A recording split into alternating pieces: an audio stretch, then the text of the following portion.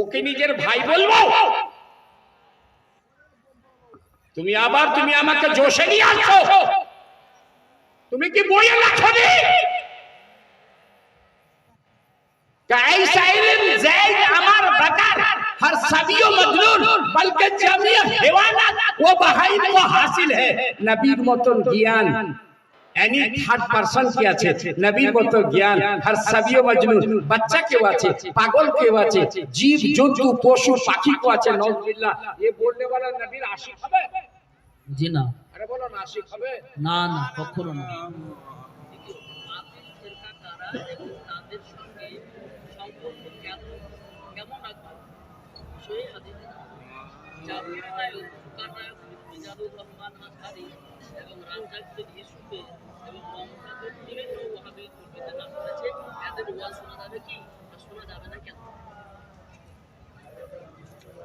এটা লিখেছে যে ওয়াহাবি মৌলবীর সঙ্গে চলাফেরা কেন রাখা যাবে না? এই জন্য যাবে না, আমি তো প্রত্যেককে প্রথমেই কোরআন নাজিল করে দিয়েছি, লা তাত্তাখিযু আবাআকুম ওয়া ইখওয়ানুকুম আউলিয়া। অন্তরঙ্গ বন্ধু রূপে এদেরকে বাপ হোক না কেন, বেটা হোক না কে, কারণ যদি ইনস্তাহাবুল কুফর আলাল ঈমান, আমরা ওয়াহাবিকে বন্ধুত্ব রূপে গ্রহণ করি না। বেটি লেবা দেওয়া সবটির উত্তর আমি দিচ্ছি, বেটি লেবা দেওয়া করি না, কারণ আমরা শরীয়তের পরিপন্থী ওদেরকে মনে করি না। জি জি, শরীয়তের পরিপন্থী মনে করি না। ওকে নিজের ভাই বলবো? তুমি আবার তুমি আমাকে জোশে নিয়ে আসছো। তুমি কি বইয়ে লেখো নি? ऐसा इल्म ज़ैद अमर बकर हर सभी मजनून बल्कि जमीय हैवानात वो बहाइन को हासिल है।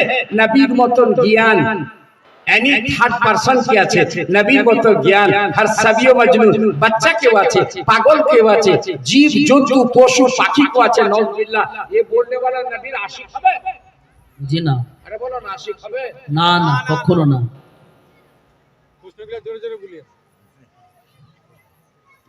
আল্লাহর পরে পরে জ্ঞানে সর্বোচ্চ স্থান কার? নবী মুস্তাফা। আমার নবী মুস্তাফা সাল্লাল্লাহু আলাইহি ওয়াসাল্লাম। এটা ক্লিয়ার? আল্লাহর পরে পরে, কারণ আল্লাহর জ্ঞান আল্লাহর ইলম সত্যগত। আল্লাহকে কেউ পড়ালছে? জি না। আল্লাহকে কেউ জানিয়েছে? জি না। अल्लाह आप ही आप जाने, अल्लाह आप ही आप हमेशा से है, हमेशा रहेगा। যেমন আল্লাহ আযালি, আদি নাই অন্ত নাই। জি। আল্লাহর জ্ঞানের আদি নাই অন্ত নাই।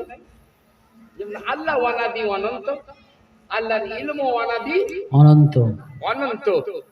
প্যারে হাজির, কিন্তু আমার নবীর জ্ঞান আদি অন্ত আছে, কারণ আমার নবীর আদি অন্ত আছে। আমার নবীর আদি অন্ত আছে, জ্ঞানের আদি অন্ত আছে। কিন্তু তুমি কি আমার নবীর ইলমকে ওজন করেছো? তুমি কি করে আকীদা বললে কে নবী চাইতে শয়তানের ইলম বেশি, মালাকুল মউতের ইলম বেশি? বেঈমান, যতদিন তুমি তওবা না করবে তোমাকে মুসলমান বলা যাবে না। জি বেশক।